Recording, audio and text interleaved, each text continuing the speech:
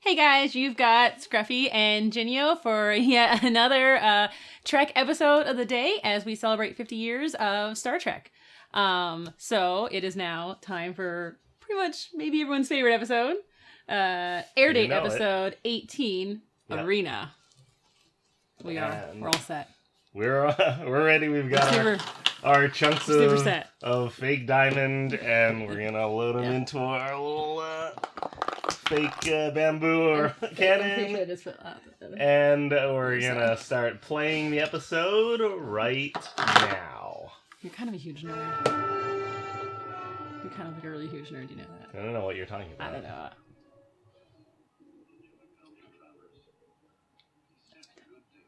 Oh, what does that even mean? They're looking forward to a really yummy party. I feel like a lot of times with the two of them that they are like they just were talking about something like dirty or whatever, or like some in joke, and they just have that really like sneaky smile in between. I'm not talking about anything sexual. But they're always like on the point of giggling at each other, and I'm like, what are you two schoolgirls doing? They enjoy life. They are bon vivant. Yeah. What? Bon vivant. Yeah, bon vivant. Sure. if you're American. If you want to pronounce it like no one actually does. Or just bon vivant. Yes. Yeah. That's what I just said. No, you're bon like vivant. bon vivant. Bon vivant. A sensualist. Yeah. And he's like, damn, hell yeah, I am. See, so maybe they were talking sexual. That was pretty much about that conversation. That also refers to food and being a bon vivant. Yes. I love that transporter pad. Transporting down. Well, it sounds like it's a fun episode where we'll be enjoying a delicious feast. Things should be normal and awesome. Yeah. Not much of a welcoming party. Things are not normal and awesome. Oh, that does not look good. Things are awful. Yeah. Oh, look at that! Those rocks at the top. Yeah. Were they metallic or? It was a piece of. It was a piece of aluminum foil with like black. Oh my paint god! on it, Really? Hanging off of the camera, not even like in the background. Oh my god! That's amazing. In front of the camera. When we get the shot again, you'll see it. Your cannon. Okay. So that. Yeah, we'll keep an eye out for it. Because it was basically hanging there so that the houses in the background would be blocked out. Oh my god, that's great.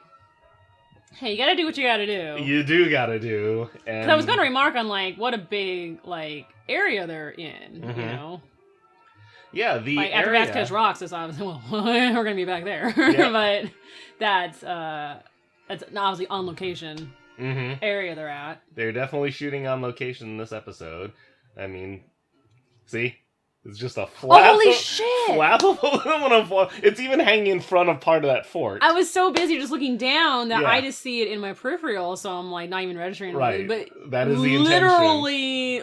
I mean, I'm hoping that if it was like on a screen this small, like that, like a 12-inch screen or whatever, that you just wouldn't register it. But holy crap, that was literally. I think typically you'd be focusing on the people, like I was, yes. But I know that was now kind of ridiculous. This entire scene is just Shatner at his finest, body movement wise. Oh yeah, definitely.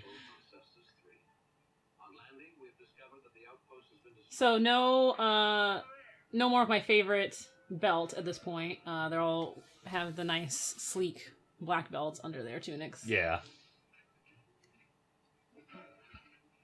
He's a little messed up. Oh, please tell me it's not the chef. Please tell me it's not the chef.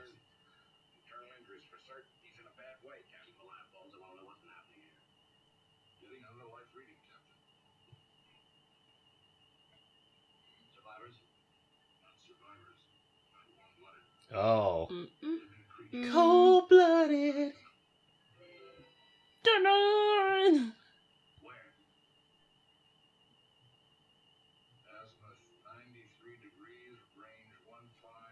I'm loving all the different set bits here. And yeah.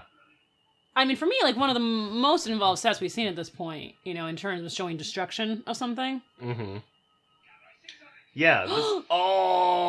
Disintegrated! Was he just disintegrated? Yes. Oh, snap. He was the only red shirt. Which it has been a while. Yes, it has been a while. Since we've seen any red shirts involved, and since they've been... Since any red shirts have died. Killed. Yep. I thought that's only like the 5th or 6th one now. I mean... Or less. Yeah. Because in Gothos, it really should have been like a red shirt dude, but it wasn't. Right, it wasn't. But nothing happened to him, so... Firing some phasers action there.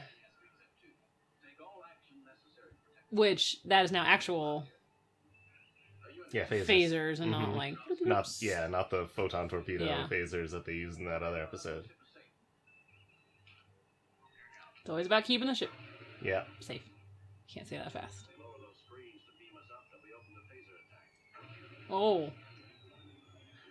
Now, they had some actual explosions going on. Oh, this is the one where I remember in the Leonard book by Shatner, he specifically mentions that basically right here, those explosions were a bit too close to them. Mm-hmm. Do you see them in the background behind that one explosion? Yeah, and so one on their left ear, one on their right ear, since they're right next to each other, they had like their eardrum basically blown out or whatever, so they both had tinnitus. Yeah, tinnitus. Tinnitus.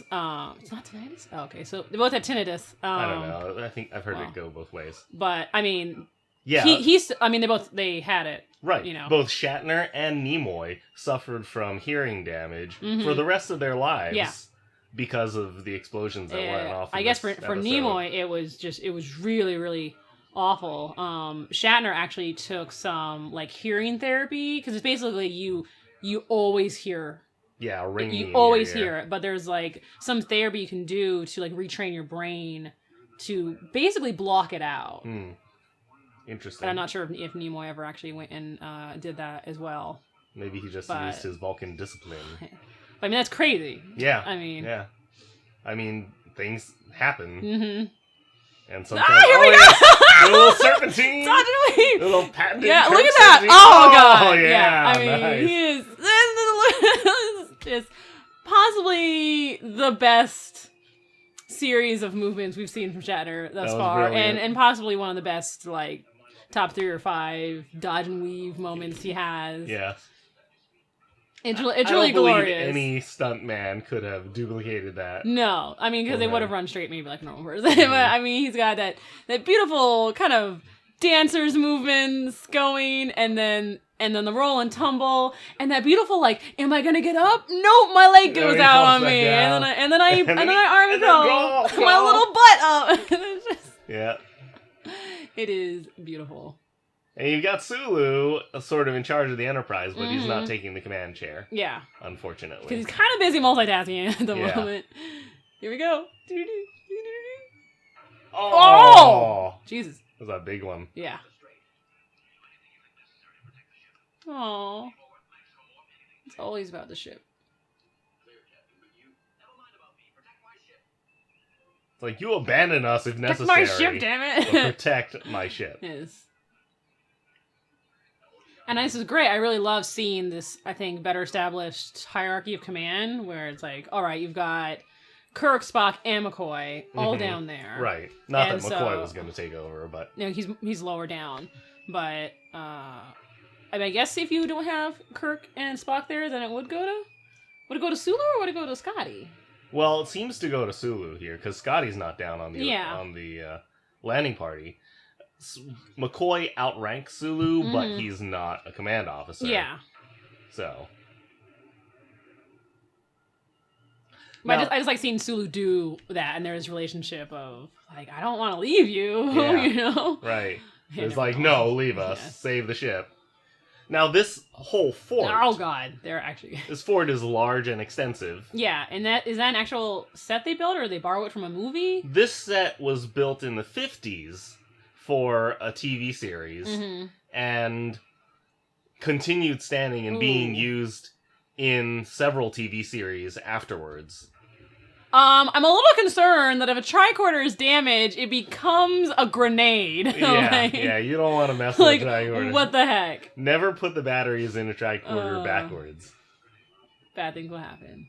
So this standing fort set has been used in many TV shows, and is actually right next to Vasquez Rocks. Oh, really? Like it's still there today? It's not there today anymore.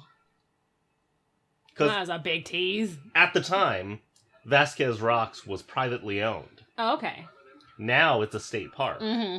But at the time, it was privately owned, and it was acquired by the state of California like 6 years after the episode aired. And when California took it over, they demolished the fort mostly because it's not a permanent structure. Yeah. So it's not really safe for tourists to be walking around on. Or kids probably trying to climb it or something. Mm-hmm. But I think basically this is like one of the parking areas, one of the flat parking areas for when you're over at Vasquez. Vasquez, yeah. This might be the dirtiest we've seen. Mm-hmm. They have gotten messed up. Well, Kirk is so dirty, I'm surprised his shirt's not ripped. It is a little shocking. Mildly disappointed. They've said her a bunch of times. For the ship? Referring to the alien. Or No. an alien. He said lock onto her. Like, yeah, because ships are all her. Yeah.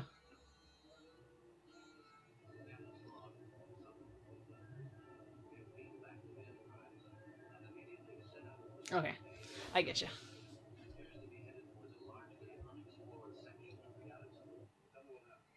Oh, I love that fabric.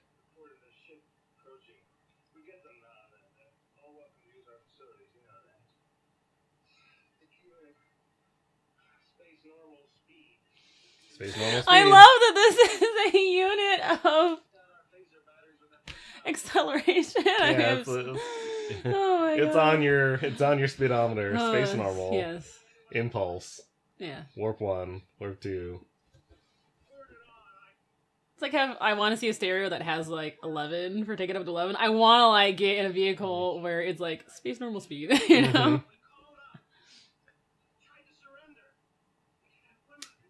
He's a little messed up there. He's he's got some major glue face going on. Yeah, he's kind of working on a two-face thing. Yeah.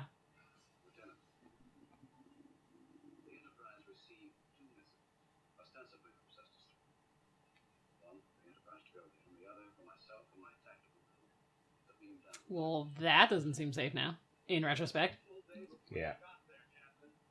So it was a big, giant trap.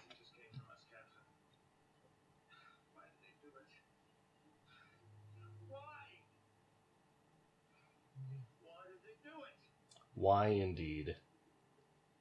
Like, they're just flat out attacked out of nowhere, and the entire settlement or base or whatever just, like, annihilated. Mm-hmm.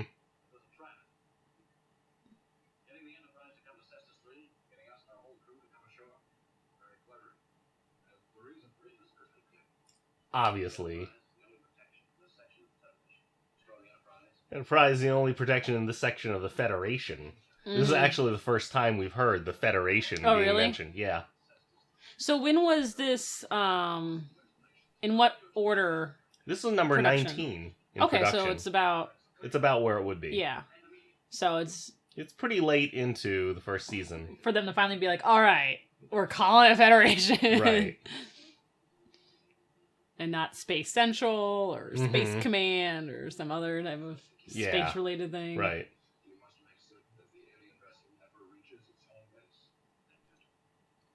Then, logically, Captain, they must die. A little dark there. Yeah.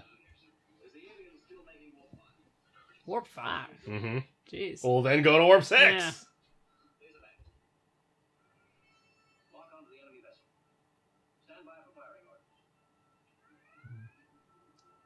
It's like, what do you expect me to do? Like, you're looking all serious. This is what you just said to do.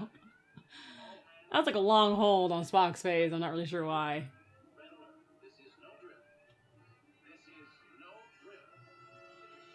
Shit just got serious. Yes. Yes. Like, even though they're not supposed to be... got real. Even though they're not supposed to be, like, a military organization, I mean, an area was just attacked. They were lured into a trap with the intention to be murdered. Yeah. And so... Shit just got real. Yeah. Now, the navigator is DePaul. He just referred to him. Yes. What about DePaul? That is actor Sean Kenny. We last saw him as Pike in the wheelchair. Oh, really? Yep. He's got a really nice face. Right, right. And from a distance, he kind of looks like Jeffrey Hunter. Exactly. And like out of the corner of your eye, you could totally he's got mistake the blue him. eyes, and he's got like that nice like jet black head of hair and everything. Mm-hmm. How funny. Yeah. So, and of course he was chosen for that role. Yes. Because of his resemblance to Jeffrey Hunter, despite the... Even though they're just going to cover all that off. Makeup anyway. But yeah. If you get another shot of his face, you can try to picture him in it. That's fun. Yeah. Apparently they liked his beeping enough to hire him for another episode. That's just a hard role to get, you know? You gotta just sit there in a crap ton of makeup. Yes, and just emote. Yeah. Without moving. Mm-hmm.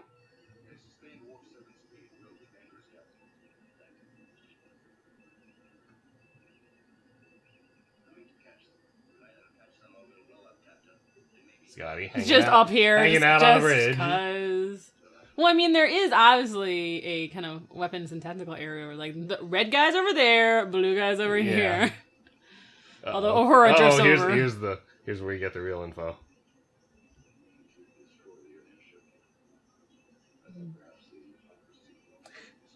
Yeah. Hot pursuit.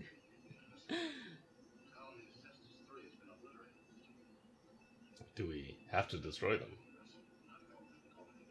He said Jim. Mm-hmm. He says Jim when he's serious. Yeah.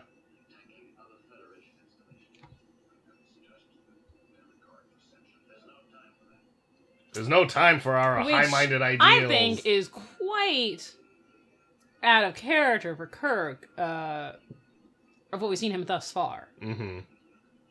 But that's always been when the Enterprise, have been attacked. Mm-hmm. It's always like, I mean, we need to investigate, we need to look into it, we can't just go automatically killing things. But here, I'm assuming... Check out Pike. Yeah, Totally he really does. Yeah. The difference is obviously it's like you have a colony that was completely obliterated. Yeah. And we Although, see that happened with the Romulans, and he wasn't like, let's immediately murder them. Yeah, we see him switch gears to humanitarian when, like, there's no more danger, you know? Yeah. We've paralyzed the enemy or whatever, we've broken free from them, but they're still out there, and they could come back and attack again. Yeah.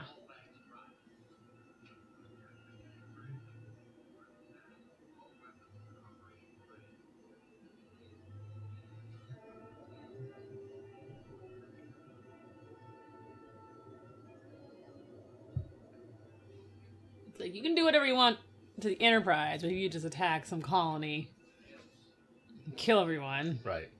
Also, you can't do anything you want to the Enterprise because she's my lover. Yes, that too.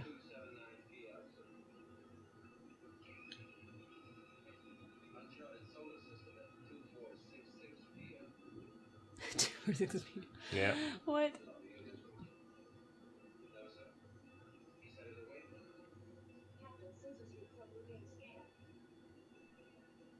Mm-hmm. And he's like, say what?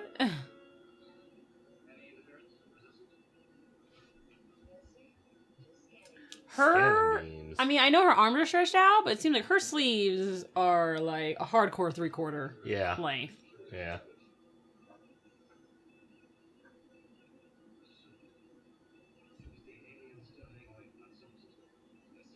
Well, I keep imagining that her dress is actually supposed to be knee length, but they just kept letting it shrink without changing.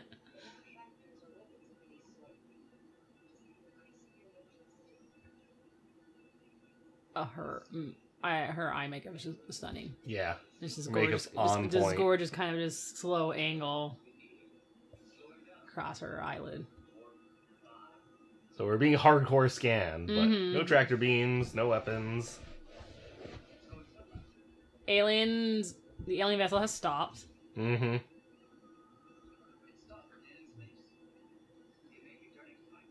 He doesn't even believe it. No, it's all just damn peculiar. Yeah, that probably doesn't bode well. Doesn't bode well for them. seems unnaturally enthusiastic. Like, this is great. Like, a little on the bloodthirsty side for Shatner. I feel like usually he'd be a bit more suspicious. Like, that doesn't make any sense. Mm-hmm. We should consider this possibly like a trap or something. Right.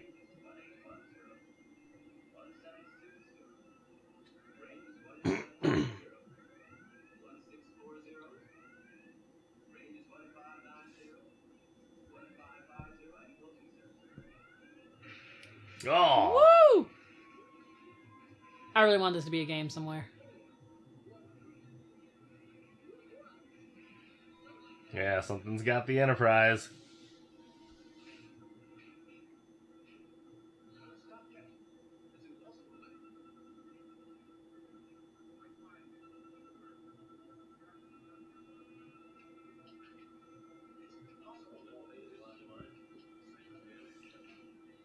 Like, no, I haven't lost my mind. Obviously had no control over it.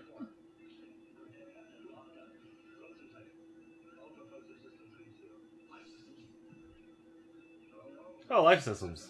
Life support's fine. That seemed fine. That's good. Poop. Just they were stopped dead. Yeah. Not of their own accord. None of their weapons work. Yep.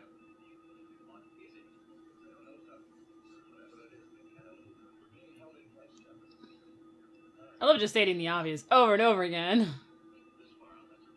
Yeah, but it's impossible. Yeah. That's why it bears repeating.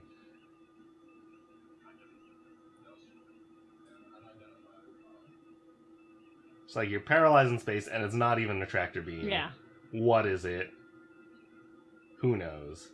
It's like, you just dealt with a child alien that had this unimaginable power. And you're really surprised that in, like, the middle of nowhere space that, like, something crazy's happening? Yeah, well, he's like, don't tell me this. Yeah. Don't tell me it's another friggin' omnipotent child creature. Glowy orby thingy. Ooh, the Metrons. They're kind of dicks.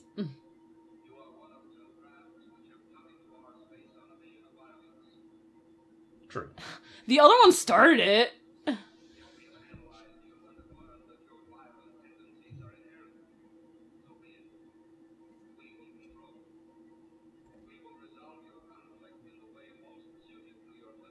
You done lost your violence privilege.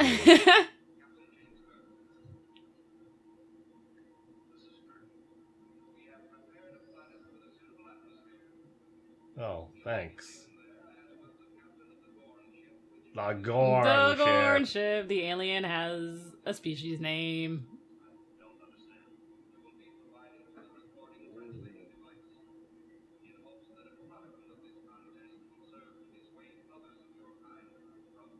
So, hey, sup, you came over in our playground, you're clearly dumbasses with, like, really low intelligence and all you like to do is fight each other, so we're gonna, like, just pluck you out of your ships, plop you here, and make you fight, because somehow that makes us a higher intelligent life form.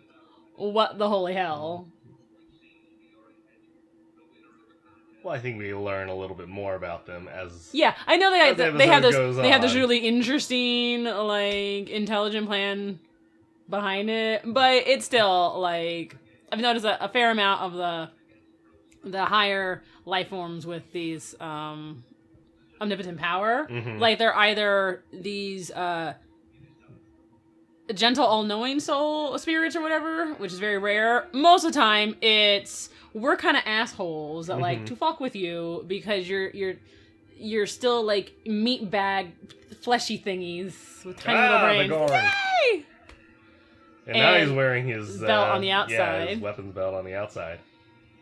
So, well, I think it's an important scene where we had Spock say, "Look, do we have to attack them?" This? Like, and he's like, "Yes, we have to attack them." Is it enough that we chase them away No. so that they establish, like, okay, there is a peaceful alternative, but Kirk is definitely it says screw you. Yeah, no. Kirk is definitely choosing the violent alternative, which all of us would. Look at beautiful Vasquez rocks. A classic shot of Vasquez rocks. Gorgeous.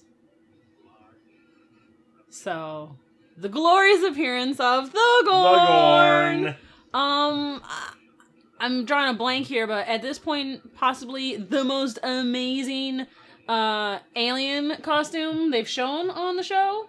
Yeah, what other aliens have they shown? We have a lot of, like, humanoids dressed awesomely. There's the salt monster, which was pretty The salt monster elaborate. was gorgeous. Like, I mean, the salt monster really was gorgeous. But I am so in love with the Gorn suit. The Gorn is fun. It's the eyes with... that don't really make sense, but they're just gorgeous. That, like, purple silver. Although the incredibly slow movements are kind of hilarious. Yeah. That's the only thing that kills me, where it's like, I don't even know how this was believable back in the 60s with, like, the lumbering Frankenstein type movements. And, yeah. But his tunic is fierce as all hell. Like, runway that ready. Tunic is 100% sparkly Bill Tice work. Yes. But Hua Chang made the actual... He's trying to bite him! Hua Chang made the actual monster suit. Actually made 2 of them. Mm-hmm. So, it's kind of fun that then Bill Tice, the actual costume guy, made the outfit for it. Yeah, which is great. Which you needed to just hide some of where the different parts of the costume were coming together. Right, exactly. But that's what makes it so great. I mean, I love that collar part of his tunic because it's hiding the head from the rest of the body piece. But, I mean, that poor man being in that full suit, latex rubber suit. Yeah. Could not have been very comfortable. No. Had to have just been awful. Right. Now, this episode actually shot around November. Mm-hmm. And you can kind of see the long johns that Shatner wears in so it's actually cold for them then, surprisingly. The action scenes. Right, so it's actually kind of cold for him, but of course for the man in the Gorn and so suit, is it like foil like painted onto the rocks or something? Because like set design clearly had fun trying to make Vasquez rocks look a little bit more alien terrain. Yeah. Obviously with like, let's just throw some random plants that don't belong here all on the bits. But then there's parts of the rock that are like all metallic-y looking. Yeah, they look like they just laid out big sheets of tinfoil. Yeah, that's why I assume someone just had to go like rub it on the rock and hope it stayed. Yeah.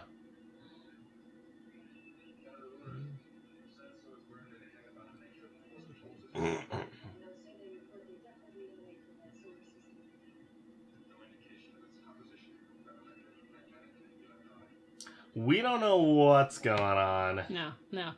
This is and we're not going to figure it out by... It's the second time that Kirk has just been plucked off the Enterprise, and... Yeah.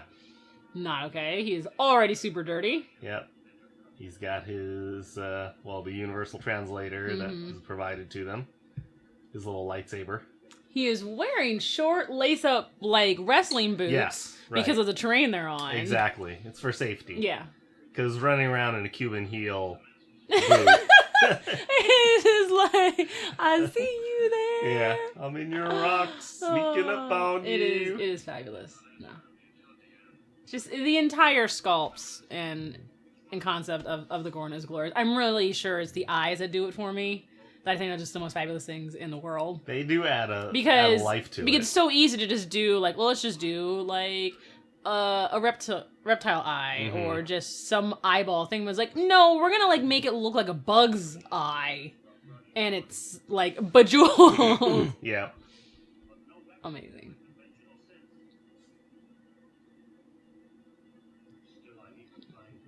So no normal looking advanced weapon, but a lot of mineral deposits. Yep. I mean, this is a great episode, also in terms of how smart Kirk is, and again how he is just stupid, adorable nerd, like a legit nerd. I mean, obviously, if you are in Starfleet, you're a genius, and if you're a captain, I don't think you have to be a genius to be in Starfleet. Well, yeah, because there's that one guy who was like, "I got an itchy face, let me put it through my hazard suit, hazard biosuit." Let's just say you should be a genius. Maybe, if you're in the higher command areas. Let's just say Kirk is a genius. That has been proven. That's why he's the youngest captain in Starfleet. I mean, he can match wits with someone like Spock. Yes. be a good opponent for him at chess. Mm-hmm. Beat him quite often. Yeah. You know, he's an actual genius.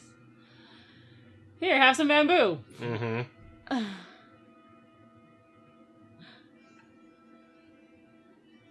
I'm mad. I'm mad. That's useless. Sling it. Is this anything? That's nothing.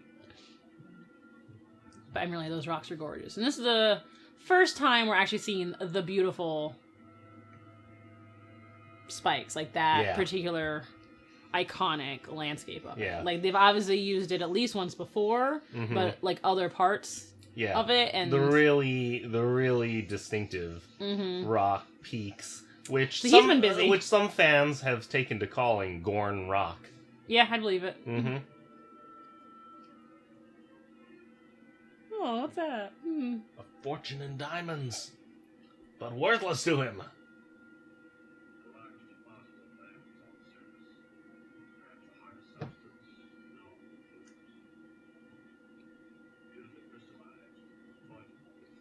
So what I love, obviously, that he has no idea that there's, like, this Truman Show Big Brother thing going on, that, like, both ships are being transmitted this entire thing. Right. I love that concept. You know, the whole crew is watching, or at least the bridge crew are seeing on the view screen all this, and this weird sports game.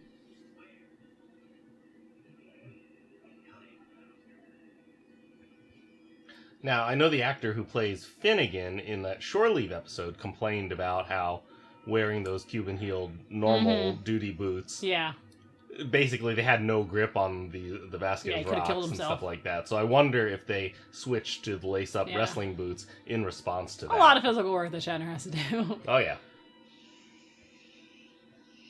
Meanwhile, Gorn has been legit super busy. Yes, but he's basically been, like, chipping spearheads out of the rock. He was also, like, tying a rock, or tying, like, rope to a rock. Yeah, a vine.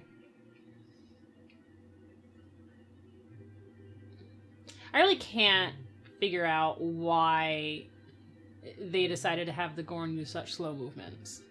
Well, I think it's sort of to balance out the power between the Gorn and Shatner, and Kirk. Yeah. You know, because the Gorn is practically invulnerable and super strong. Yeah, he's got, like, alligator skin where he can't really penetrate it. And even this massive boulder dropped from, like, 5 stories up. Spoilers. You know, does it kill him? I'm guessing it doesn't. So, you know, you have to, if you make him fast also, you know, it's going to make him too powerful. He just looks really dumb, going like, I'm coming. I know. Oh no, yeah! I just like, look out, Gorn, look out! But I was making you a gift, Oh, yeah. you know? Yeah. Like, that's straight up on his head. Yes. He's won. He's beaten the Gorn at last. Awesome. I pushed a big rock. I'm amazing. Do. Time to get down there.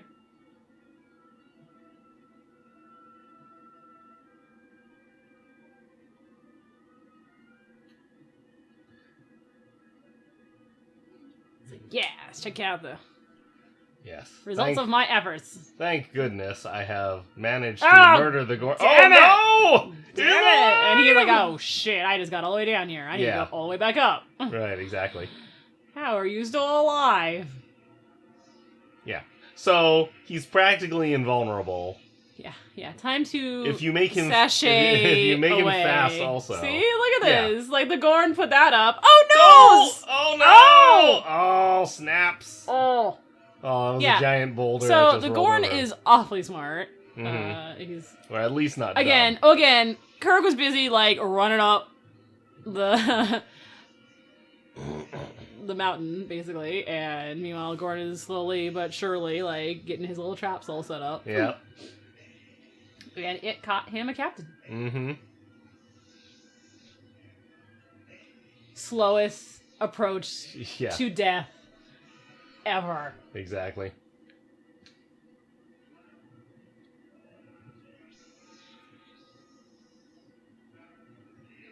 what will happen to our heroic captain next? Oh, he gets away. That's what happens. Because the Gorn is so slow and clumsy. And the moment he moved the rock, although he didn't need to, yeah. Yeah. So it's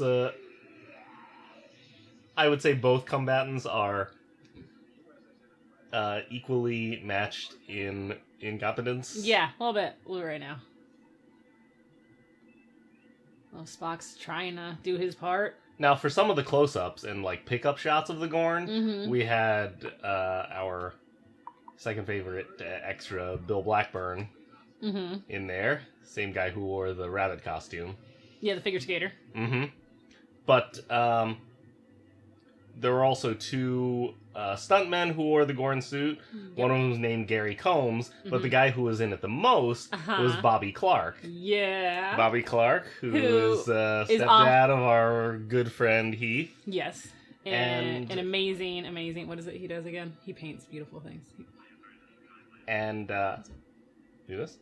Heath, what does Heath do again? Yeah. Oh, Heath does. I thought you were talking about Bobby. No, I'm talking about what does Heath do? Yeah, Heath, he's an incredible painter. Yes. For collectibles. That's right. He used to work for Sideshow, which is awesome. Now does work for Novus. Right. Also but that's just saying, it's a legacy of nerdery. Yes, amazing nerdery. It is. But this is actually the first episode in which Bobby Clark works on Star Trek. But not the last. No, not the last. And you, pretty sure he goes to like Star Trek Vegas like every year. Yep, we see him at the convention. He's a great guy.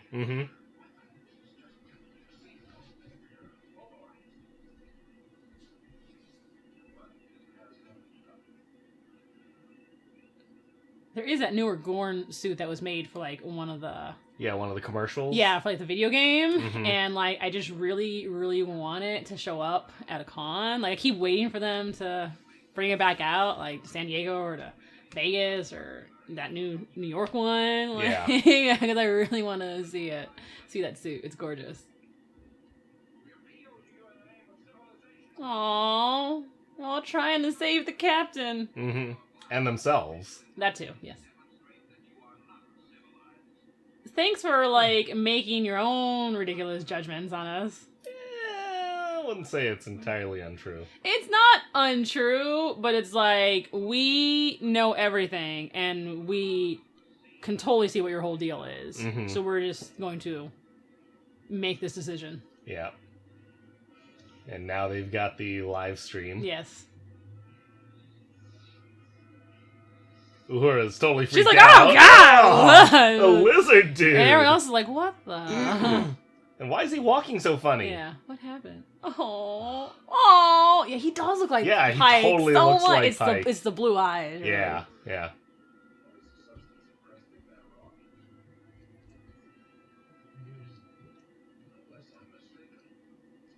I can tell by looking. That's potassium nitrate. What? I licked it. I just like this Kirk is a licking thing. I thought it would be cocaine, but I was wrong.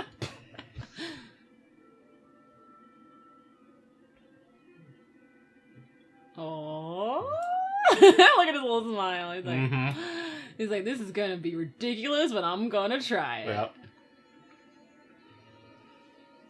I love that. Like he is still working the limp angle a little bit. I mean, plenty of actors could, at this point, forget, depending on, like, in what order the scenes were shot, that, like, you were supposed to be limping at this point. But he's still doing it. Oh, snap. Now they're talking to each other. Yeah. Through their universal translators.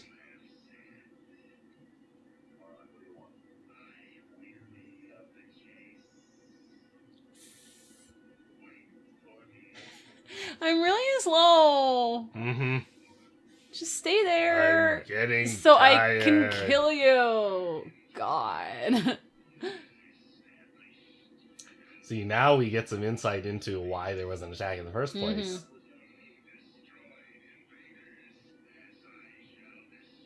Like, as far as the Gorn are concerned, it's like, this is our area of space, let's just say for forever. And out of nowhere, you dudes set up this colony on one of our planets. So instead of talking it out, we just go, Well, maybe they didn't have universal translators, you know? But it's definitely a classic just, you know, if you actually talk to the other side and figured out, like, why they were doing this and not just blow things up. Yeah, exactly. I mean... Or retaliate without understanding why the attack happened in the first place. Yeah. Like, if you do happen to encroach on the space of intelligent, murderous lizards, then, you know... It's perfectly within their rights. Yeah, you're obviously inviting some trouble. A little bit. Oh, he's back where he started with the bamboo. Yeah, the bamboo. He just chucks it angrily. He loves picking that thing up and then swinging it and throwing it away. He loves angrily just whacking it.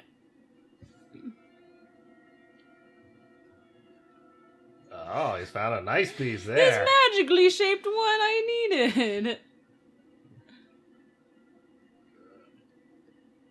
Yeah, Spock's already put it together. Yeah. Like, if he had been sent down there, then he already would have... Like, in 2 minutes, he's like, and done. Yeah, he would have already paralyzed the Gorn and built a transporter.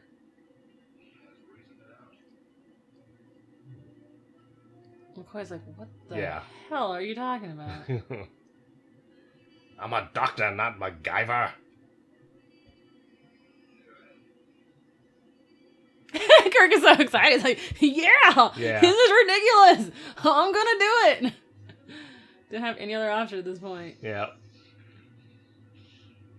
Meanwhile, he's got his pointy rock. Mm-hmm. I love how that earlier shot, it was clearly like the sun was going down. And now I was like, oh, back to full daylight. Yeah. I just love how everyone's like, what's he doing, Spock? Like, tell us. Well, that's the thing is that they had to shoot this episode in November, you know, so they are, to a certain degree, at the mercy of the sunlight, which those are pretty short days, you know, to get all this shooting in. Of course, they had lights to compensate when it started getting dark, but still, it's not too easy.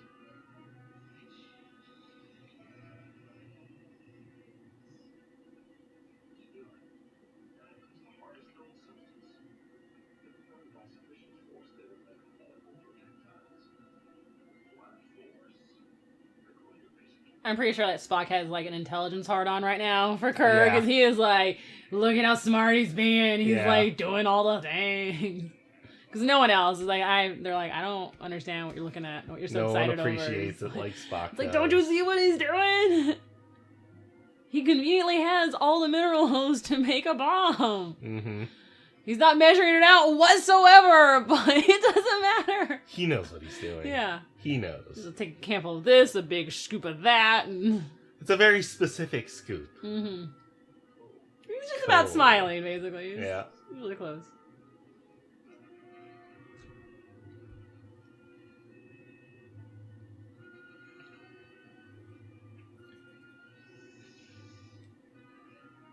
Meanwhile, the Metrons are, like, watching, and they're like, if you had dug further, you would have found the phaser rifle buried at the bottom of the bamboo. And I'm going to dump everything back out. But I guess what you're doing works, too. Yeah. Love how he used it as, like, a freaking shopping basket. Mm-hmm.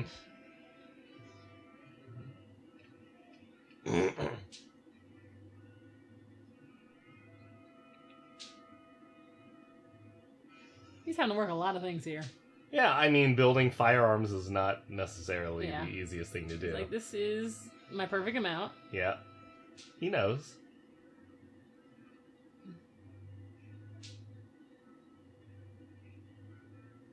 Now, apparently, according to Mythbusters... Mm-hmm. Yeah, I was so excited when they did that episode. Yeah. According to Mythbusters, pretty much impossible what he's doing. Shut up! But... I'm gonna believe it's still possible. But it's Kirk. He is... Yeah. He's a genius. Wasn't it that, like, the result was that they both would die? Oh, that's entirely possible. Yeah. Because that is just a bamboo tube. Yeah. That's assuming you could even get the mix right to fire. If all these things lined up, it would be that you would both be, like, impaled by the shrapnel from the cannon. Yeah. And I mean, they were kind of aware of this when they were shooting the episode, which is why they had him wrap it with a vine in the first place. Because they're like, that'll help. Yeah. And I mean, in the aftermath, we do see the result, which is not necessarily that favorable for Kirk either. At this point, the Gorn's pissed because he's like, I told you to stay there so I could get you and murder you. He's I like, had to go I'm all over this running as friggin' fast as I can to get to you. I'm so tired of sprinting. Ah! Oh, You shot me in my face! see, the front of that thing is totally exploded. Yeah, it's kind of an amazing cartoon effect. Yeah. Some things got him. Yay! Aww, I feel kind of bad for him. Pity is for the weak.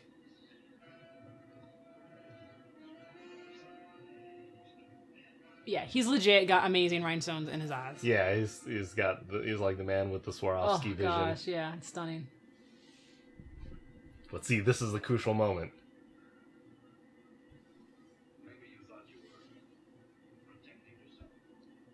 Didn't I just say that? He's like, maybe I believe you.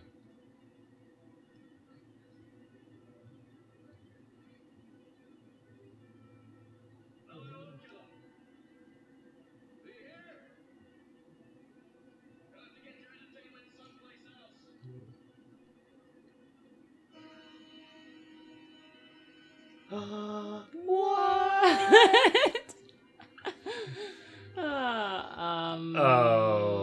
Okay. Interesting. Metrons are beautiful, androgynous, pale, sparkly Grecian beings? Mm-hmm.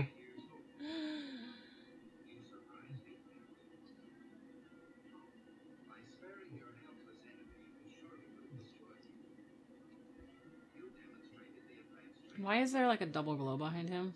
Because Metrons are surrounded by sparkle. By glitter, so they're just freaking Twilight. Oh. No, they're surrounded by sparkle. They're not just sparkly themselves. Now, an interesting thing here is that something that they did in the cage / the menagerie, this alien is actually a woman. Really? Yes, but voiced over by a man. And then like the way they styled her and everything. Mm-hmm. Is definitely kind of androgynous. So I think I just always assumed it was a rather feminine man, but that is because of the body stance, which, you know, if it's a woman. Yeah. But they're specifically going with someone who is fairly flat-chested. And Kirk even says, you look like a boy, you know. A young so, boy. Yeah, of course you're led to sort of think of it in terms of being... It's like, so we just thought you were savages, but turns out you're not, and interesting. And it's like, thanks for... You have hope. Thanks for kidnapping me, throwing me into your little, like... Right. So, it wasn't as simple as they made it out to be, because it's actually a test. Like, we do this periodically when beings, like, enter our, space. Look how happy McCoy is. Yeah. Well, he's seeing his buddy being all smart and merciful.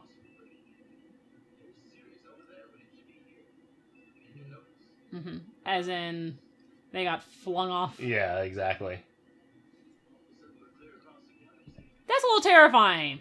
That's a little terrifying. Yeah. Again, like the way Tulane was able to just like pluck them out of just to let you know how powerful they are. Yeah. For no reason, they're like, blink, there you go. You're on the other side of space. Because we're kind of dicks? I don't know.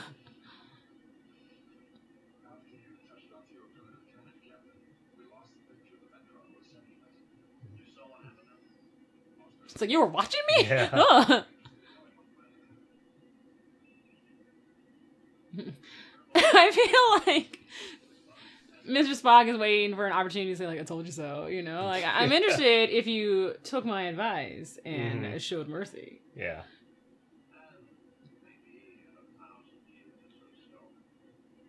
It was a God of War Spock. Or a little boy.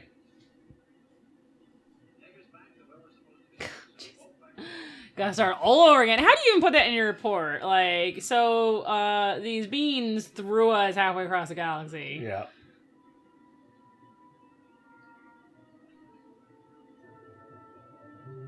And Kirk doesn't seem particularly angry that he was basically another alien's plaything on judging their entire race. Yeah. On what their development is.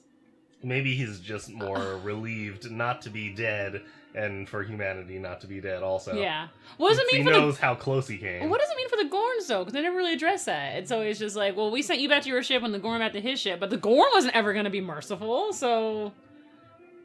The Metrons don't even address. It's like, well, you surprised us that your development's heading in a positive way. Mm-hmm. You are very bloodthirsty and aggressive species, but you have an intelligence. Well, I thought their plan was always out. to kill the winner, because the winner would be more of a threat to them, and not worry about the loser, because they're not as threatened. It still seems a concern, though, because if you're like, ew, I don't like these little alien species that are warmongering, you know? And, like, we understand the Gorn was only doing that because it was... They felt threatened. Yeah, their airspace was threatened. And logically, he's only, like, going after Kirk because Kirk is one of those people, like, represents one of those people that came into their territory. Right. But, I mean, it's interesting. It's just a basic case of misunderstanding. In terms of, like, why the species of Gorn attacked. Yeah. Or race of Gorn attacked. And... Yeah. But no one really cares about that. It's just awesome to see Kirk fight the Gorn. That's right. Kirk versus Gorn. That's what the Make episode's a bamboo all about. cannon. Yes. Awesome. That's all I ever remember about it. Nah, I mean, as Metrons and everything, and they're starting all of it because a colony got destroyed. But really, it's just really fun to see... Kirk versus a Gorn. guy in a suit and Shatner just run up and down Vasquez Rocks. Yep.